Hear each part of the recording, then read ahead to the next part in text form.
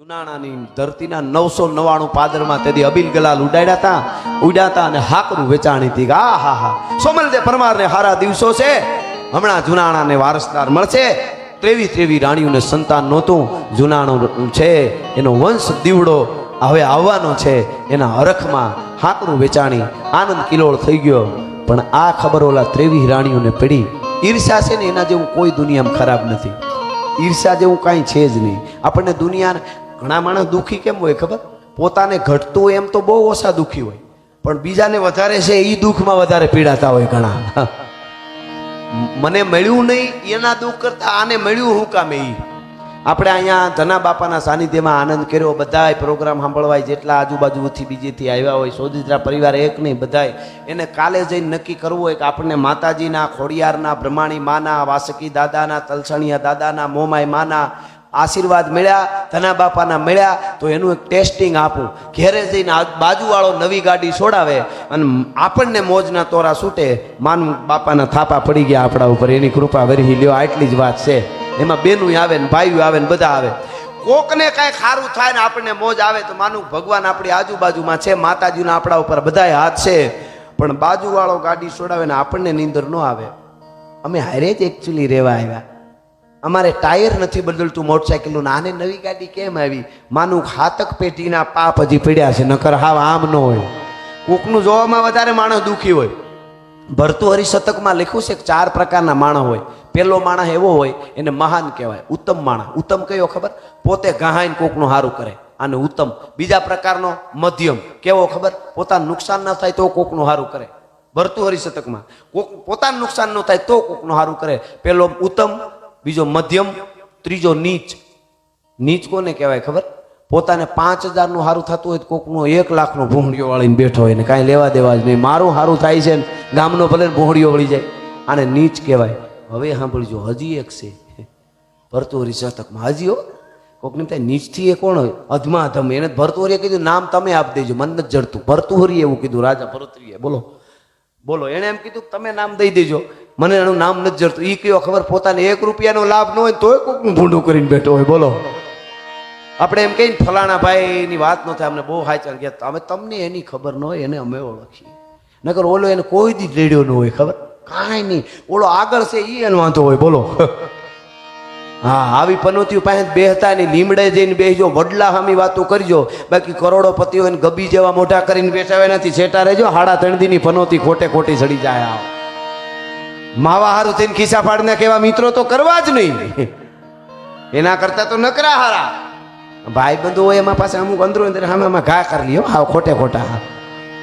આ તો બીજી વાત છે. ભાઈબંધુ માટે ભાઈબંધ તો ભાઈબંધ છે. આ ધરતીમાં તો ભાઈબંધોએ માથા દીધા છે.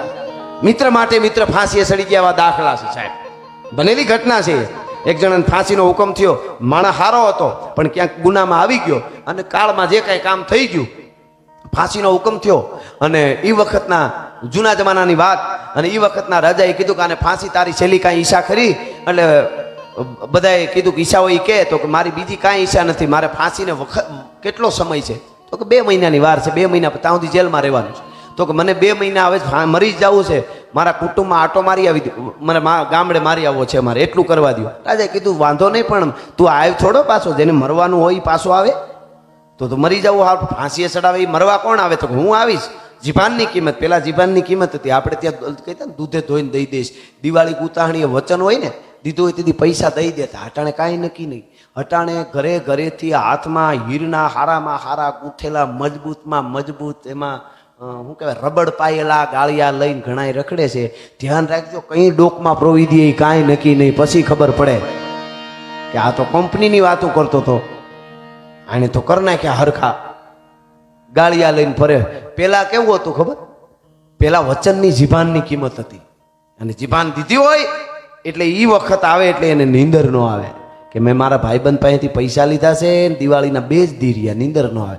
આપણે ત્યાં એક સૌરાષ્ટ્રમાં લોકસાહિત્યનો દુઓ તમે સાંભળ્યો હશે, નીંદર ના આવે 3 જણા, કહો સખી ક્યાં બહુ રણા, અને માથે વેર ખટકે હૈયા. એવા 3 જણા નીંદર ન આવે. આવો કંઈક દુઓ છે. પણ એ લોક સાહિત્યનો દુઓ છે. ચારણી સાહિત્યનો દુઓ છે. એમાં 9 જણા નીંદર ન આવે એવું કીધું. 9 જણાને ઈ દુઓ કહું તમને, મજા આવશે. યાદ આવ્યો એટલે વચ્ચે લઈ લો. ઓલો પ્રસંગ કહેતા કે 9 જણા કોને કોને નીંદર નો આવે ખબર? 9 જણા નીંદર નો આવે કે એમાં કયા કયા કે વિરહ, એક તો જેને વિયોગ હોય એને નીંદર ન આવે. પેલા દુઓ બોલી જાવ પછી અર્થ કરવું. વિરહ વ્યથા પ્રિય મિલન તિથિ પરત્રિય વિતરત હોય વેર દ્વેષ વિદ્યા ભજન 9 વર્ષ નિંદ્રા ન હોય. હવે અર્થ સમજાવું. એક તો જેને વિયોગ હોય, પોતાના પ્રેમીથી વિખૂટા પડી ગયા હોય, એને પછી હમણાં મેં દુઓ ગાયો ને, પદમાં તારો પ્રિતાળ હિરણની હદમાં રહ્યો, જાજા કેજો જુહાર એમ મરતા બોલ્યો માંગડો, એને નીંદર ન આવે. વિરહ વ્યથા, જેને માથામાં હબાકા આવતા હોય એને આખું ઘર હૂતો હોય ને એ પડકા ફરતો હોય, હબાકા આવે, એ પીડા હોય એની નીંદર ન. વિરહ વ્યથા પ્રિય મિલન, હાસો શુદ્ધ પ્રેમ હોય ને મળવાની તિથિ હોય તેથી નીંદર ન આવે.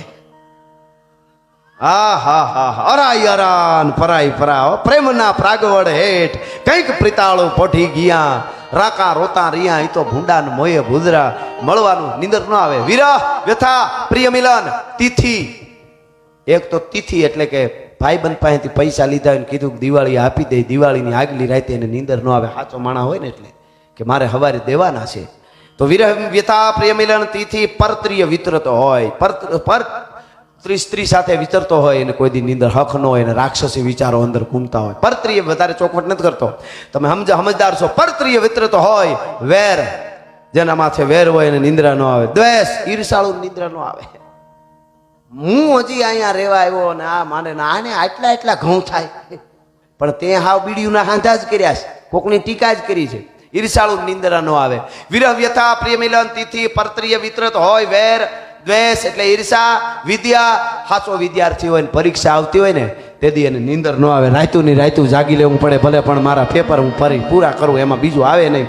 વિરહ વ્યથા પ્રિય મિલન તિથિ પરત્રિય વિતરત હોય વેર દ્વેષ વિદ્યા ભજન, સંતો હોય હાસુ ભજન કરતા હોય ને 2 કલાક જ ઊંઘીને બેઠા થઈ જાય. મારો ઠાકર મારો રામ સીતા રામ રાધે શ્યામ ભજમન જાનકી ભરથાર, કેવા ચાલણી છે. આ તો તમે સમજો છો એટલે આવા ઘણા દુઆ છે. એક બીજો એવો સરસ દુઓ છે કે આપણી આંખ છે ને એ સામે વાળાને બધું કહી દે, ઓળખતા આવડવું જોઈએ. એનો એક દુઓ છે કે વિરહ, જેમાં વિરહ વ્યથાનો કીધો એમ, હર્ષ વિષાદ આલસ અમલ ક્રોધ હેત અહેદ મન મહિપ કે આચરણ દ્રગ દીવાન કહી દે. મનરૂપી રાજાનો દીવાન આંખ છે, જે મનમાં હોય કહી દે. ઘણા લાગે ખોટું દબાવે, ગમે કઈ કઈ વસ્તુ કહી દે આંખ. તમને જોતા આવડે તો આંખ કઈ કઈ વસ્તુ કહી દે ખબર? કે હર્ષ, એક તો તમે આનંદમાં આવો ને પછી હાવ સાના મના બેઠા હોય તોય ખબર પડી જાય કાંઈક મોજમાં છે, આને ગમે ને મેળ પડી ગયો છે. હગ પણ નો આનું ગોઠવાઈ જવાનું છે. હવે એ આનંદમાં હોય, ભલે સાનું મનો હરમાં તો પૂછે તારા પણ જોવા ગયા હતા એનું શું થયું, તો સાનું મનો રે પણ ખબર પડે ભાઈ આનંદમાં છે, માંડ ગોઠવાનું. હા હા, હું એમ થોડો કાંઈક લીટા બહાર જાઉં થોડો, હું યાર તમારો કવિરાજ છું. મારા ચાહકો મારા માટે એને ખબર છે કે કવિરાજ રાજભાના શબ્દો કોઈથી ફગે નહીં. હા, કદાચ મરી જાય ત્યાંથી થવા નહીં તો ચિંતા ન. હર્ષ વિષાદ, એક તો હરખમાં આવો એટલે આંખ કહી દે, વિષાદ એટલે ચિંતા. ગમે એટલો આનંદ મારે ને એકચ્યુઅલી મોજ કાંઈ વાંધો નથી, હું ખબર જ પડી જાય કાંઈ કાટીમાં આવી ગયેલા છે ભાઈ, પડી જાય કે નહીં? આંખમાં જોજો ખબર પડી જાય, જોતા આવડે તો.